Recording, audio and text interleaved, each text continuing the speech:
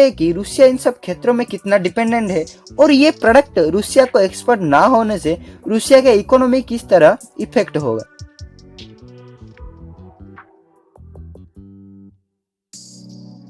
Ukraine के ऊपर रूस के आक्रमण के बाद यूक्रेन की सिचुएशन बहुत खराब हुई है। वहाँ की पॉपुलेशन, इंफ्रास्ट्रक्चर, इकोनॉमी और कई सारे फैक्टर के ऊपर इसका इफेक्ट पड़ी है।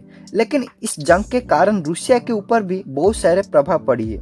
हालांकि ये जंग रूसिया ने ही स्टार्ट करी थी, लेकिन अब उसके द्वारा स्टार्ट हुई जंग उसी के ऊपर ही भारी पड़ी है, क्योंकि इस वार के बाद बहुत सारे इंटरनेशनल कंपनीज रूसिया में अपनी बिजनेस क्लोज करने के बारे में अनाउंस किए हैं, जिसके द्वारा रूसिया इकोनॉमी बहुत बुरी तरह से इफेक्ट होगा। यूक्रेन के ऊपर रूस के वार के बाद बहुत सारे कंपनीज रूसिया में अपनी बिजनेस बंद किए हैं, जिसमें से ज्यादातर कंपनीज यूरोपियन कंट्री से बिलोंग करते हैं, जिसमें ऑटोमोबाइल कंपनी से लेकर technology company, fashion and retailer companies, power companies, airline companies, media, entertainment and games तक सारे फॉरेन कंपनीज जो रूसिया में अपनी एक्टिविटी कर रहे हैं वो रूसिया में production, import and export, sale आदि क्लोज किए हैं, जिसके कारण रूसिया का इकोनॉमी बहुत बुरी तरह से प्रभावित होगा। एक्सपोर्ट का माने तो रूसिया का इकोनॉमी 1998 में जिस तरह वीक और कमजोर था, उसी सिचुएशन को रूसिया का इकोनॉमी फिर से रीबैक हो। ऑटोमोबाइल कंपनीज की बात करें तो general Motors and Volvo company ने रूसिया में अपनी सारे व्हीकल एक्सपोर्ट करना बंद किए हैं। फोर्ड कंपनी अपनी सारे बिजनेस रूसिया में क्लोज किया है और BMW, होंडा जैसे और कई कंपनीज रूसिया में अपनी एक्टिविटी क्लोज किए हैं।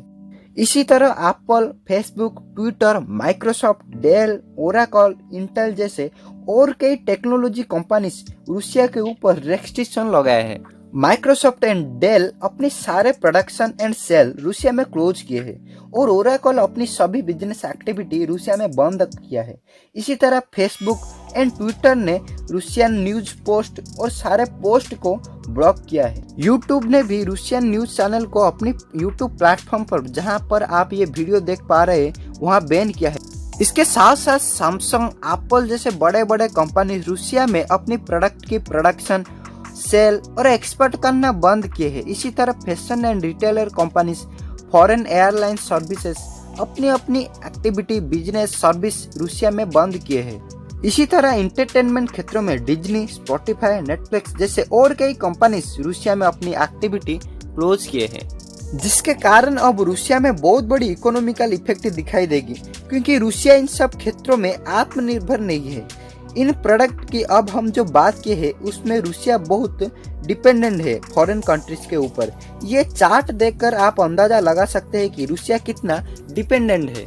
यहाँ पर रूसिया कार पार्ट्स, इक्विपमेंट में लगभग 95% इंपोर्ट करती है, टॉय एंड गेम के मामले में लगभग 92%, शूज के मामले में 87%, टेलीफोन इक्विपमेंट के मामले में 86%, क्लॉथ के मामले में 82% और टेक्सटाइल मटेरियल में 73%, कॉस्मेटिक एंड डिटर्जेंट में 57% एंड कंज्यूमर गुड्स में 75% फॉरेन से इंपोर्ट करती है। तो आप अंदाजा लगा सकते हैं कि रूसिया इन सब क्षेत्रों में कितना डिपेंडेंट है और ये प्रोडक्ट रूसिया को एक्सपोर्ट ना होने से रूसिया के इकोनॉमी किस तरह इफेक्ट होगा।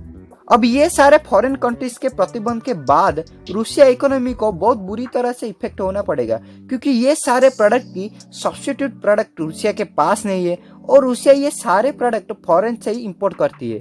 तो फॉरेन कंट्रीज इस रूसिया के ऊपर ये प्रोडक्ट की प्रतिबंध के बाद रूसियन इकोनॉमी बहुत बुरी तरह से प्रभावित होगा। इस वीडियो में इतना ही। वीडियो को इन तक देखने के लिए आपका बहुत बहुत धन्यवाद।